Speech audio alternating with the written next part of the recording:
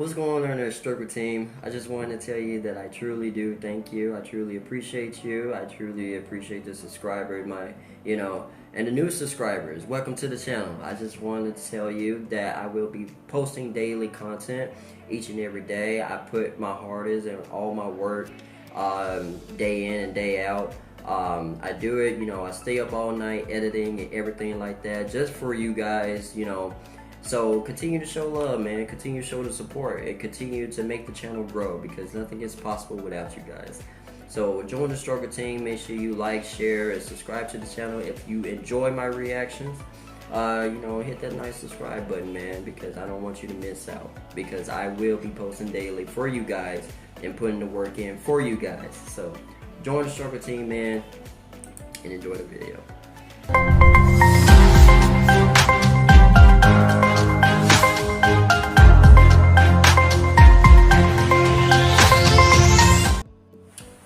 What is going on, StruggleTeam? How are you guys doing? To this night, or this morning actually.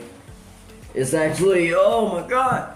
It's actually 2:45 in the morning. So, and I'm reacting to this, man. I told you I was gonna give you guys a Mr. NightMare, even though it's kind of the morning time. It's not no longer kind of the night, but still, I'm gonna give you guys a Mr. NightMare. So this one is gonna be 3 scary, true, crazy X horror stories. I know you like these type of stories. I know you motherfuckers like these type of stories. Crazy X's. Many of you got them. I got a few of them. So, we're gonna just go ahead and dive in. Also, I just thought about the guy's name. The guy that played Tommy. So while I was editing, I'm like, man, I gotta see what this motherfucking name is.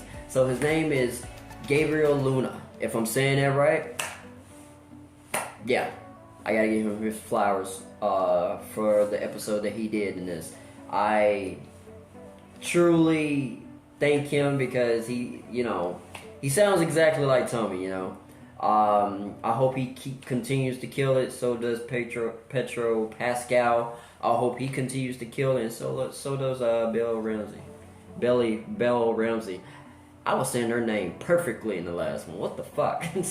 I'm a little tired, but then again, I'm not trying to use that as an excuse. So with that being said, we're just gonna go here and dive in. Make sure you hit that notification bell. Make sure you like, share, and make sure you subscribe to the channel. That way you won't miss anything that I post daily. Let's get into it.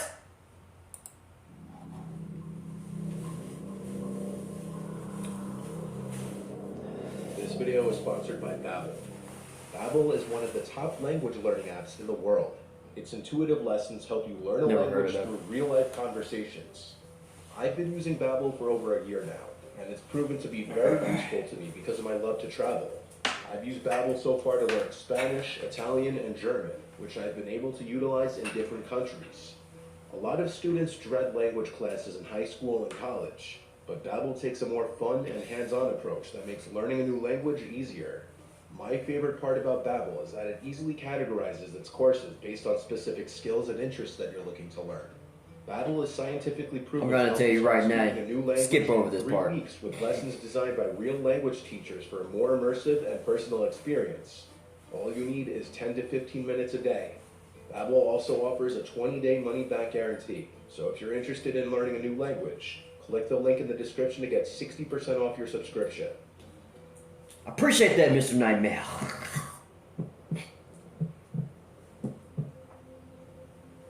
I've had 3 girlfriends in my life. My current girlfriend, who I've been with for 3 years happily. My first girlfriend in college, and my second girlfriend, Kelly.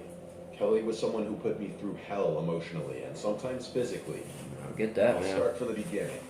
Kelly and I matched on Bumble, and upon seeing that we both attended the same college, we based our conversation off that and any people that we may have mutually known. After seeing each other for about a month, we made it official, and we dated for about 6 months. Like most relationships, at first everything seemed great, and we got along fine. But the illusion of being a happy couple faded after a few months, when Kelly would start becoming very controlling and downright obsessive over knowing what I was doing at all times. Damn. The longer we dated, the more I realized she didn't have many friends at all. Maybe 1 or 2, that's about it. So when I would go out to see my friends on the weekends without her, she would always obsessively text me every 15 minutes asking me for proof of where I was. Or ever to be at a bar with her where I would fit. She'd make me share my location with her after 4 or 5 months of dating.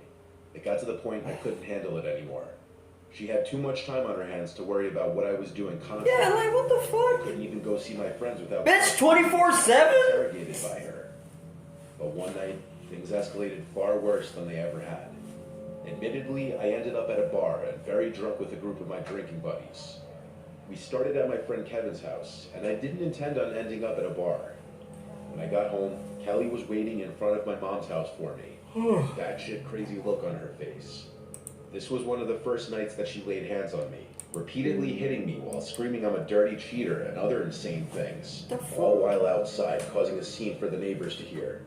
After I had to grab her arms to get her to stop, she shouted things like, "Get off me, I'm calling the police." So I let go and told her we're done. This was officially when I broke up with her, and her response was not good. Every single day, I received paragraphs upon paragraphs, ranging from angry to alleged regretfulness back to angry. Eventually, I felt more comfortable blocking Kelly for a while, but that wasn't the end. Block her for good? She followed her not for a while. Sent me a screenshot of the picture she posted with this big, ugly, muscular guy who looked like he wanted to kill the person taking the picture. I made a joke to my friends saying, "Wow, I see she upgraded." Kelly did the unimaginable, though.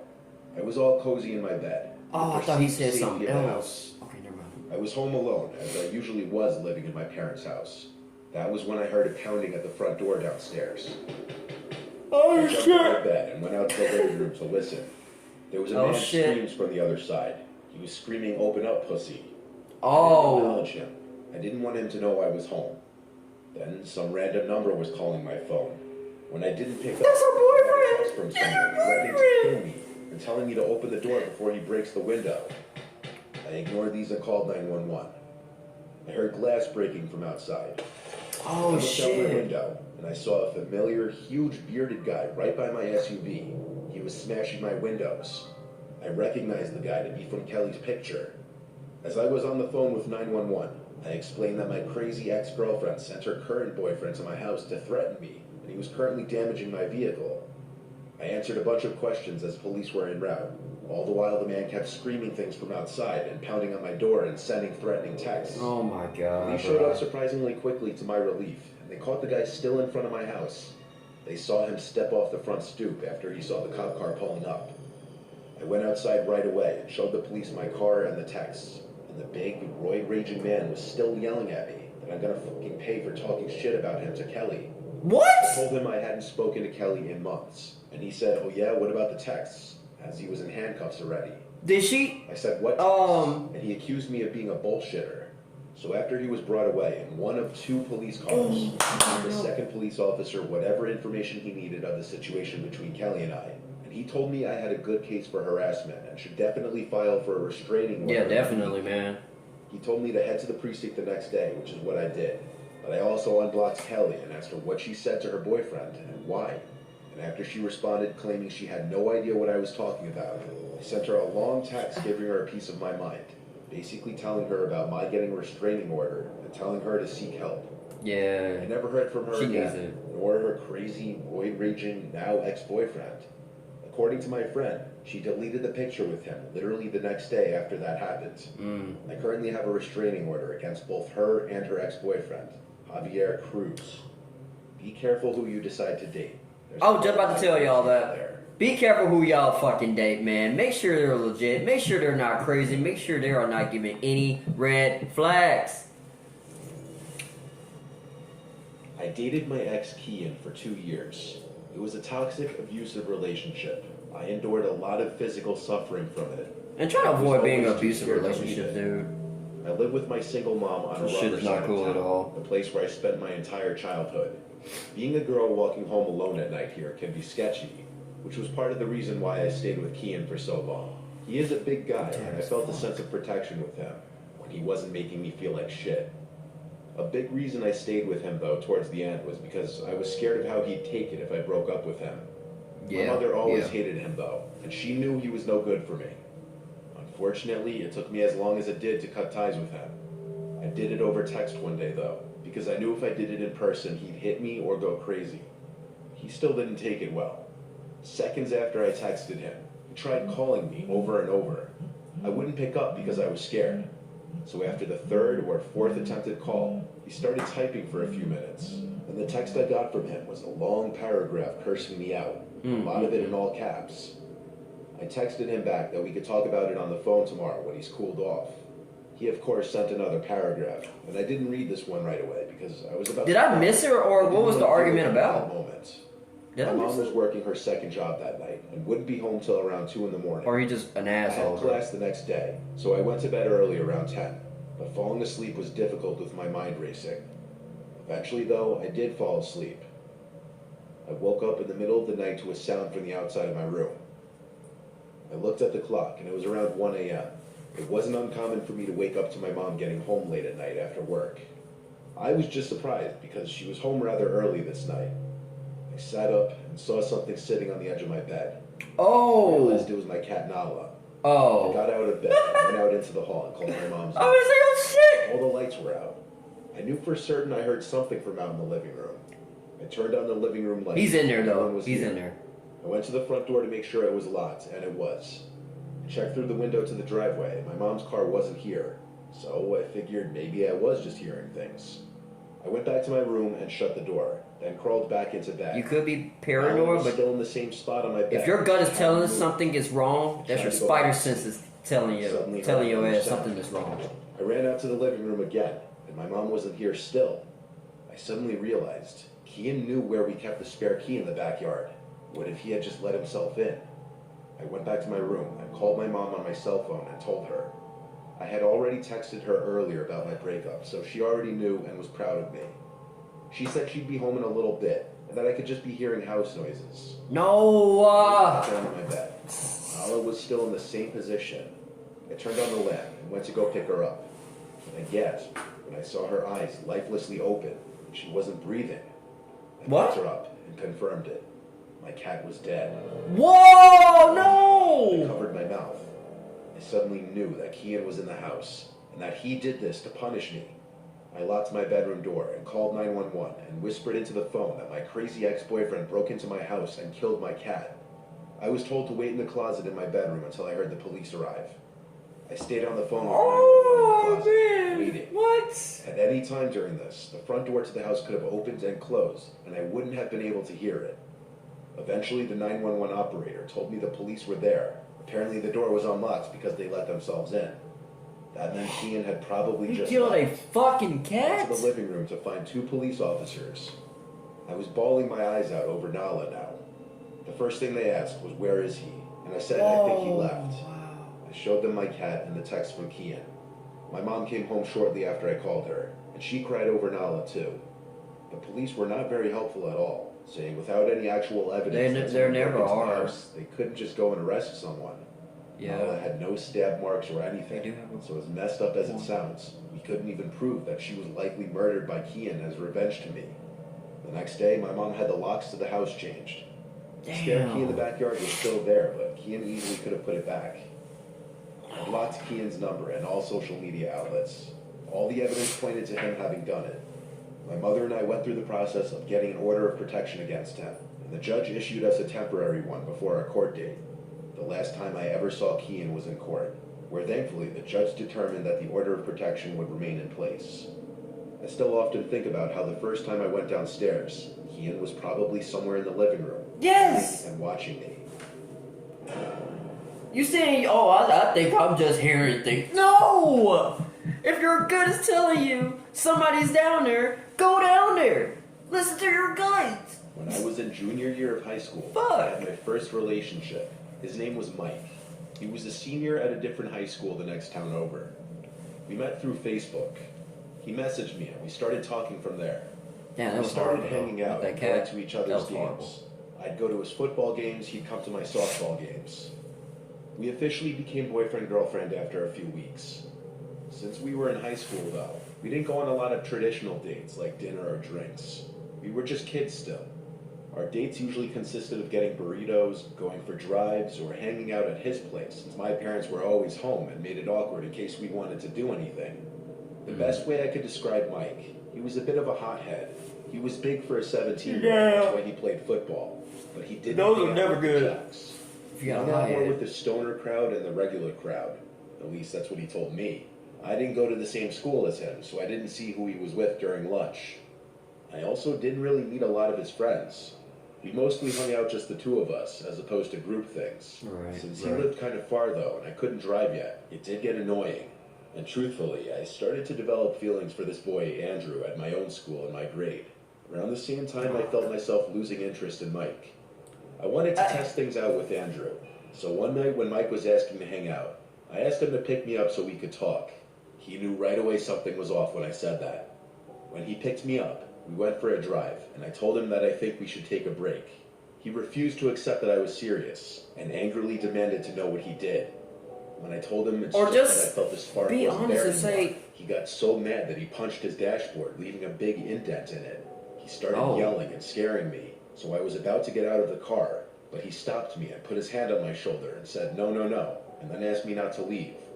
He told me he's just angry, but that he'd drive me home. He put the crazy ass angry and started driving us. As we drove, he kept getting angrier, as he kept asking for more details of what he did wrong. He started blowing stop signs, and that's when I realized we weren't going in the direction of my parents' house. I asked him to pull over and let me out, and he yelled no. We were approaching some wooded area, and that's when I started getting really scared. Yeah. I had never seen him like this before. I watched too many shows, man. I got out of the car when he stopped it on the side of some quiet road. He yelled for me to come back, but I didn't. My mom came to pick me up. Mike sent me an apology text later that night that I didn't respond to. 2 nights later, I left my house to walk to Andrew's house, who I had plans to hang out with. He lived only 2 blocks away from me. On my way there, I spotted someone across the street, not too far behind me, walking about the same pace as me. It's him. They were wearing a hoodie with the hood up. I couldn't see their face. Exactly, yeah. Foot traffic on our block wasn't too common, but it also wasn't super weird either. The closer I got to Andrew's house, the closer the person across the street got. As I continued up the street, I turned again and saw the person was now on the same side of the street as me. My heart started to race. I started walking faster. According to my phone, Andrew's house was coming up just on the right. I texted him to come outside, please, because I think I'm being followed. He replied back, okay. I turned one more time as I heard the sound of shoes running on the sidewalk approaching from behind me. Oh, I shit! saw the guy in the black hoodie running at me. I screamed and ran as fast as I could. I was gonna say run! Before seeing Andrew run to the front of his house in confusion. I turned around again and saw the guy in black running the opposite direction down the street. Oh, shit. He'd taken the guy in black, but I know it was Mike. That guy had an identical height to him from what I could tell. A few instances happened after that, like getting calls with no caller ID and seeing Mike's car parked outside my parents' house in the middle of the night. My parents were aware of what was going on, and one day, my dad drove us over to Mike's house and knocked on the front door while I was in the car, and had a long, loud talk with Mike's parents. I lowered the windows to listen, and most notably what my dad yelled was that he doesn't care how old Mike is. He will beat his ass. Still harassment, and if he keeps trying to contact me in any way, that we'd get police involved. Oh, damn. It worked. Mike stopped trying to contact me after that. For those wondering, Andrew and I ended up dating for around a year. My relationship with Mike was an early lesson in my life to watch out for red flags. Ladies, men too, watch out for red flags. It will come in handy. Wow, man. I think out of all of those stories, I gotta say that to me, honestly, I would have to go with the second one. I would. No, not the second one. I'm sorry, the last one. Just literally the last one. That was very, very chilling. Taking somebody towards the woods. You already know what's about to happen. I watch too many damn shows, man. I already know what's about to get down. They were like, oh shit, here we go. Another murder case that's about to be on the news. But I thank God that, you know, she's safe and sound. Hopefully, you know, this was like, I don't know. But I don't know how long ago this was, but if she's, you know, the most important thing is she's fine now. And that second story, I think it was the second or the first, I'm not quite sure, but I think it was the second. How the guy, he was saying, oh, you was talking shit about me or whatever, and she was telling me that you was talking shit about me, and he was like, what are you talking about? So what I was gonna say was, did she make like, you know, maybe like a text now account, texting back and forth, make it seem, or cause he said you was saying shit about me. Okay, yeah, maybe made a text now account, texting herself through the text now and then through her actual regular phone number, and you know, making it seem like that he was talking so much shit towards him. I wonder, and that's what I was gonna ask, like, is that what she did to make the big ass buff dude think that he was talking shit about him? But other than that, I really enjoyed these three. I hope you guys did the same. I really do hope that you enjoyed these three, you know, true crazy X horror stories. This is really truly wild, considering it's a crazy X horror story. So post your comments down below. Let me know if you have ever been in this type of situation, which I am sure, or I'm gonna assume that you have. I'm gonna assume that you have. Everybody have a crazy ex. Everybody has a crazy ex. So yeah, always, you know, comment and share. Let me know what your thoughts. Let me know if you ever had a crazy ex, or maybe you have an ex but he wasn't crazy. You guys just have a close bond. You guys are still with each other. I know my girl and I, you know, we had our ups and downs. So we had our ups and downs and still rocking on till this day. So hey, you know.